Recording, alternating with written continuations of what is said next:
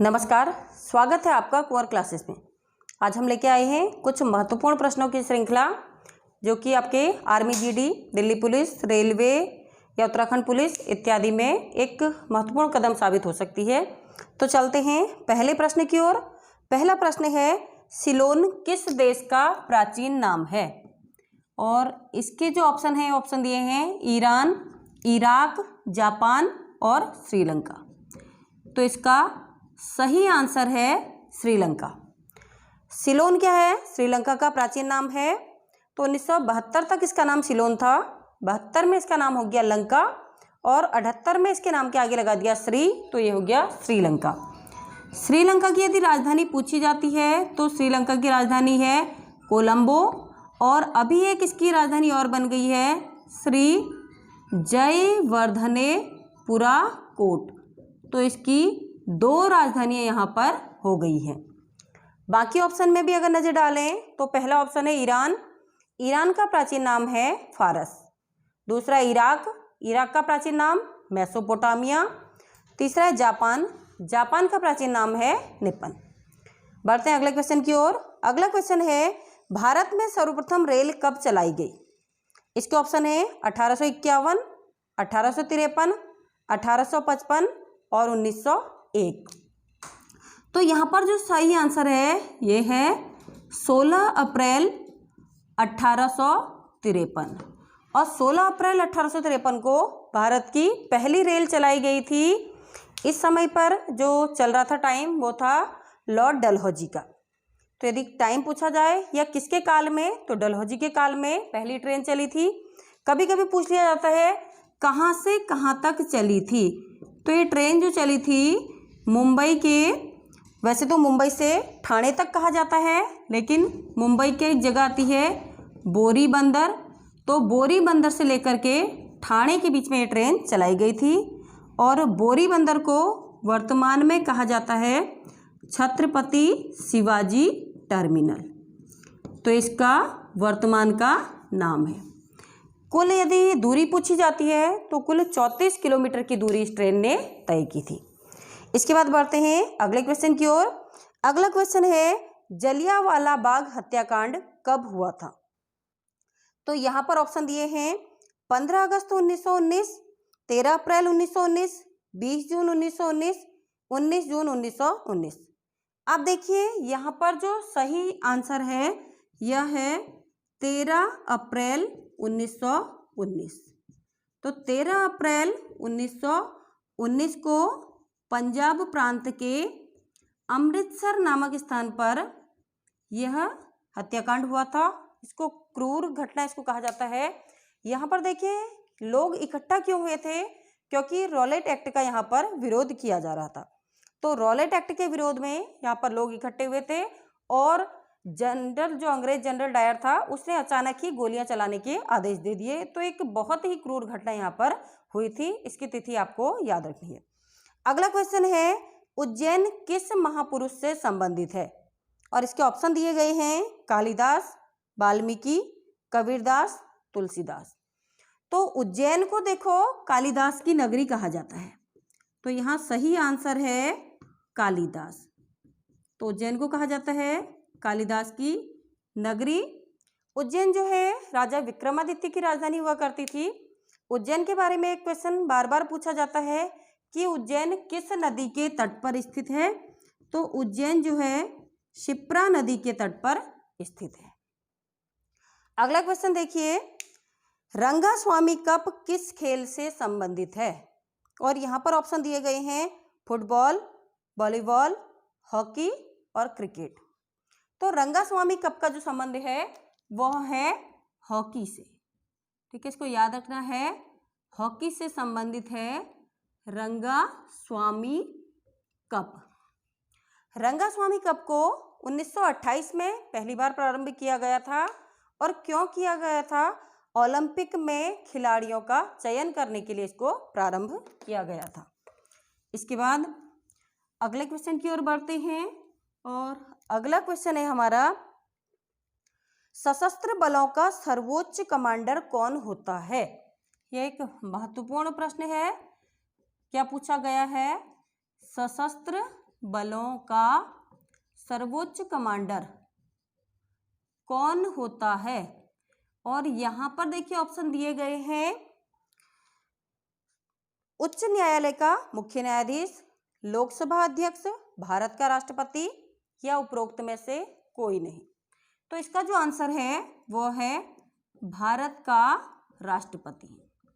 अब देखिए यदि क्वेश्चन इस प्रकार से नहीं पूछा जाएगा तो कैसे पूछा जाता है, तीनों सेनाओं का सेनापति कौन होता है?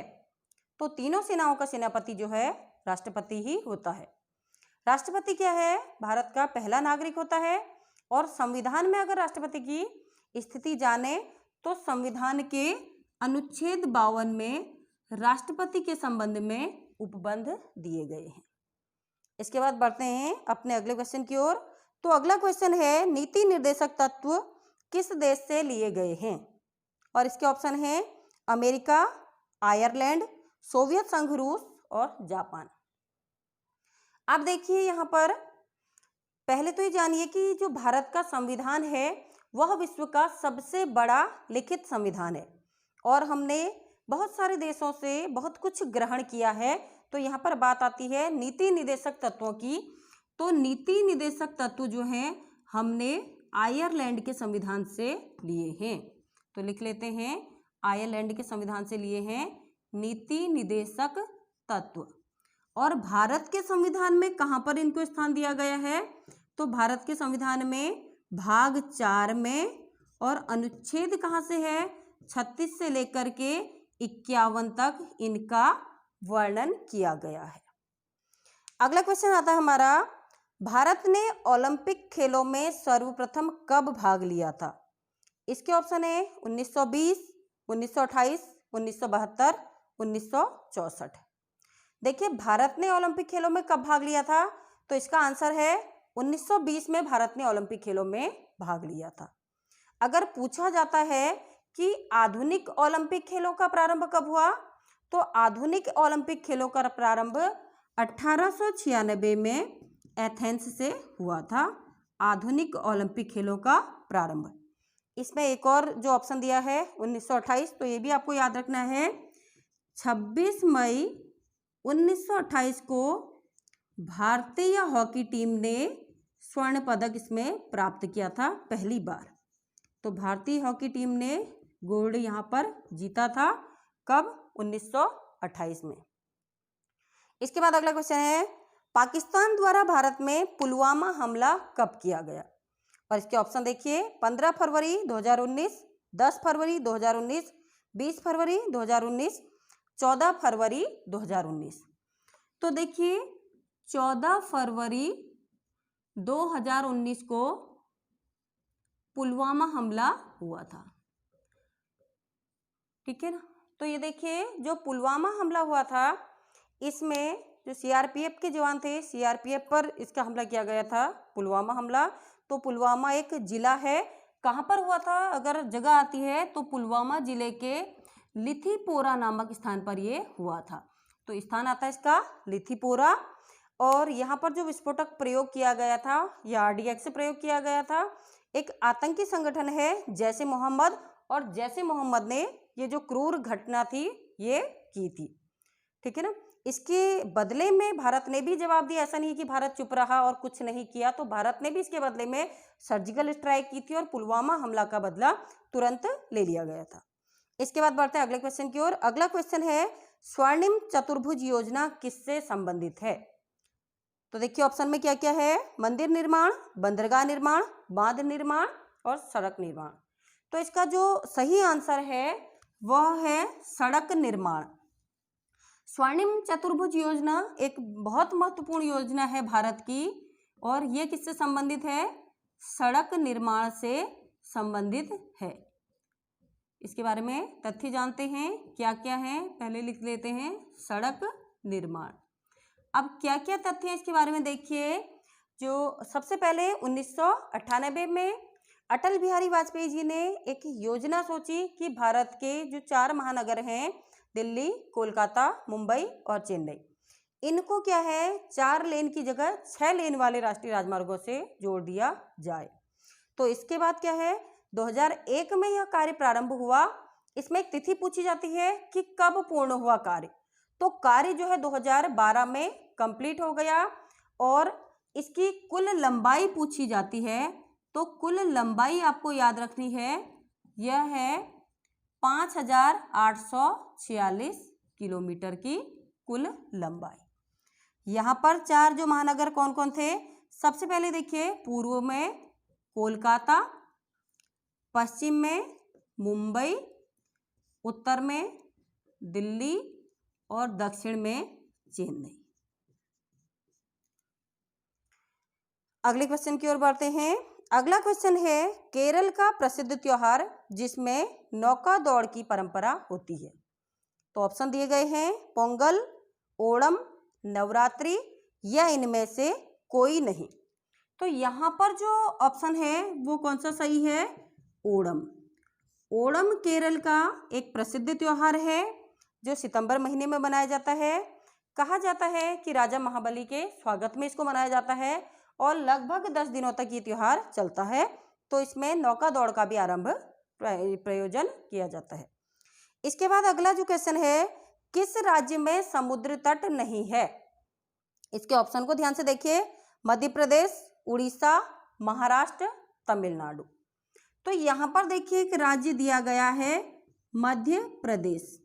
अगर भारत के मैप में इसकी स्थिति देखिए तो मध्य प्रदेश क्या है, भारत के बीचों बीच में स्थित है और चारों ओर से क्या है, और राज्य घिरे हुए हैं। यानी बाकी अगर ऑप्शन की ओर जाएं तो सारे ऑप्शन कहाँ हैं, कहीं ना कहीं समुद्र से लगे हुए हैं। समुद्र है तो तट भी होगा, क्योंकि मध्य प्रदेश बीच में है। बीच में होने के कारण इसको भारत का दिल भी कहा जाता है। तो मध्य प्रदेश इसका सही आंसर है। कि किस राज्य में समुद्र तट नहीं है, तो मध्य प्रदेश में समुद्र तट नहीं है। मध्य प्रदेश के बारे में एक क्वेश्चन बार बार पूछा जाता है कि भारत के किस राज्य को सोया स्टेट कहा जाता है। तो मध्य प्रदेश इसका आंसर है।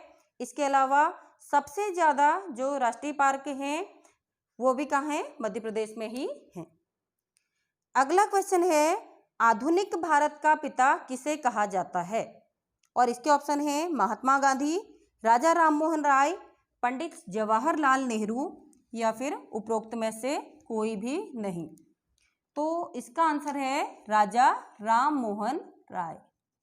क्वेश्चन क्या है देखिए, हमें इस पर ध्यान देना है। आधुनिक भारत का पिता, तो आधुनिक भारत का पिता किसे कहा जाता है, राजा राममोहन राय को। यहाँ पर राष्ट्रपिता नहीं कहा गया है। यदि कहते हैं राष्ट्रपिता कौन है, तो राष्ट्रपिता सभी को पता है, महात्मा गांधी जी को कहा जाता है। लेकिन यहाँ पर बोला है आधुनिक भारत का पिता। राजा राममोहन राय जी ने क्या किया था, जो समाज में कुरीतियां फैली हुई थी इनके विरुद्ध इन्होंने आवाज उठाई और बहुत सारे इन्होंने कार्य किए थे। एक और महत्वपूर्ण प्रश्न यहाँ पर बनता है, यह बार बार पूछा जाता है कि राजा राममोहन राय की समाधि कहाँ पर है। तो इनकी समाधि ब्रिटेन का एक शहर है ब्रिस्टल। तो ब्रिटेन के ब्रिस्टल शहर में इनकी समाधि है। तो ये तथ्य भी आपको साथ में याद करते हुए चलना है। अगला क्वेश्चन देखिए, अजमत अली खान का संबंध है। तो यहाँ पर वाद्य यंत्र दिए गए हैं, तबला, वायलिन, सरोद और सितार। तो अजमत अली खान का संबंध जो है यह सरोद से है और कहा जाता है कि बहुत कम उम्र में इन्होंने इसको बजाना प्रारंभ कर दिया था। तो लगभग 12 वर्ष की आयु से यह इस कार्य को कर रहे थे। अगला क्वेश्चन देखिए, वर्तमान में थल सेना अध्यक्ष कौन है। इसके ऑप्शन हैं, सुनील लांबा, रोविंद धवन, मनोज मुकुंद नरवणे और BS धनोआ। तो यहाँ पर वर्तमान में थल सेना अध्यक्ष की बात आई है, तो ये हैं मनोज मुकुंद नरवणे। क्रम यदि पूछा जाता है तो ये 28वें क्रम के हैं और 31 दिसंबर 2019 से इन्होंने अपना कार्यभार संभाला। इससे पहले कौन थे, तो इससे पहले थे जनरल विपिन रावत। अब बात आई है जल सेना प्रमुख की, थल सेना प्रमुख की। तो यहाँ पर बात करते हैं वायुसेना प्रमुख और जल सेना प्रमुख।